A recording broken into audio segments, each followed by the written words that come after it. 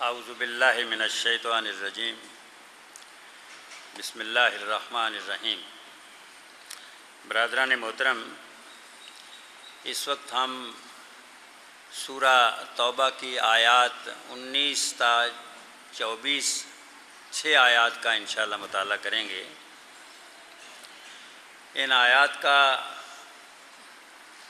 شان نزول یہ ہے کہ قریش اس بات پر بڑا فخر کرتے تھے کہ وہ کعبے کے متولی ہیں، حاجیوں کو پانی پلاتے ہیں، خانہ کعبہ کا انتظام کرتے ہیں، اس کی صفائی، اس کی دیکھ بھال،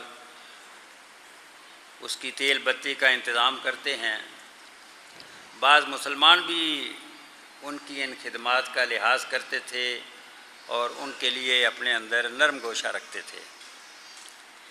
اس طرح کی بحثیں مشرکین کے درمیان بھی، مسلمانوں کے درمیان بھی، آپس میں بھی ہوتی رہتی تھیں کہ سب سے بڑی نیکی کیا یہ ہے کہ حاجیوں کو پانی پلایا جائے، یا یہ ہے کہ کسی کو خانہ کعبہ کی مجاوری کا موقع مل جائے، یا یہ ہے کہ اللہ کے راستے میں جہاد کیا جائے۔ اس طرح کی گفتگو، اس طرح کی بحث لوگوں کے درمیان ہوتی رہتی تھی۔ ایک مرتبہ جمعے کا دن تھا، لوگ ممبر کے پاس آپس میں گفتگو کر رہے تھے۔ کسی نے کہا کہ جی سب سے بڑی نیکی یہ ہے کہ آدمی حاجیوں کو پانی پلائے، اس سے بڑی کوئی نیکی نہیں ہے۔ دوسرے نے کہا جی خانہ کعبہ کا انتظام کرنا، اس کو آباد رکھنا، یہ سب سے بڑی نیکی ہے۔ کسی نے کہا جی جہاد فی سبیل اللہ، یہ سب سے بڑی نیکی ہے۔ جناب عمر فاروق رضی اللہ تعالیٰ عنہ بھی اس موقع پر تشریف فرما تھے۔ انہوں نے یہ گفتگو سنی تو انہوں نے گفتگو کرنے والوں کو ڈانٹا اور ان سے کہا کہ نبی پاک صلی اللہ علیہ وسلم جمعے سے فارغ ہو جائیں تو ان سے پوچھ لیتے ہیں کہ سب سے بڑی نیکی کون سی ہے۔ چنانچہ انہوں نے نبی پاک صلی اللہ علیہ وسلم سے سوال کیا کہ ہمارے درمیان یہ گفتگو ہو رہی ہے تو آپ اس بارے میں کچھ فرمائیں۔ تو اس موقع پر یہ آیات نازل ہوئیں جن کا ہم اس وقت مطالعہ کریں گے۔ اعوذ باللہ من الشیطان الرجیم بسم اللہ الرحمن الرحیم۔ اجعلتم سقایۃ الحاج و عمارۃ المسجد الحرام کمن آمن باللہ والیوم الآخر وجاہد فی سبیل اللہ لا یستوون عند اللہ واللہ لا یہدی القوم الظالمین۔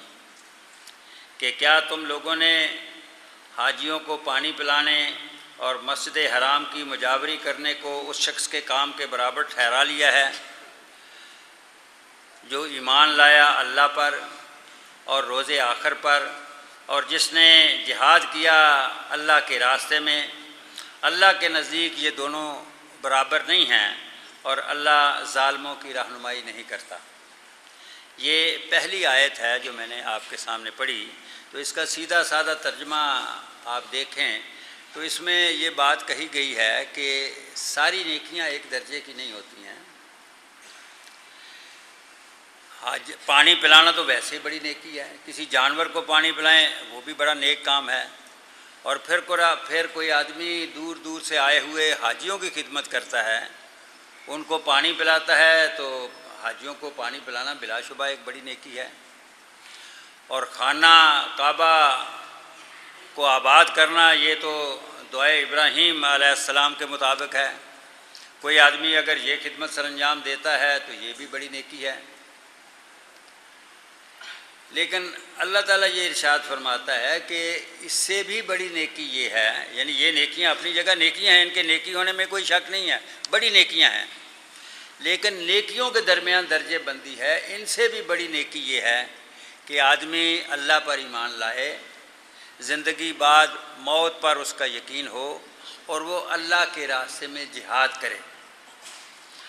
تو ان آیات میں یہ تعلیم دی گئی ہے کہ ساری نیکیاں ایک درجے کی نہیں ہیں، نیکیوں کے درمیان درجہ بندی ہے، اور حاجیوں کو پانی پلانا، مسجد حرام کی دیکھ بھال کرنا بلا شبہ نیکی کے کام ہیں، لیکن اگر کوئی آدمی ایمان حقیقی کے ساتھ اللہ کے راستے میں جہاد کرے تو اس کی نیکی پہلی بیان کردہ نیکیوں کے مقابلے میں بہت زیادہ ہے۔ خود اللہ تعالیٰ کے یہ الفاظ ہیں کہ لا یستوون عند اللہ، اللہ کے نزدیک یہ دونوں چیزیں برابر نہیں ہیں۔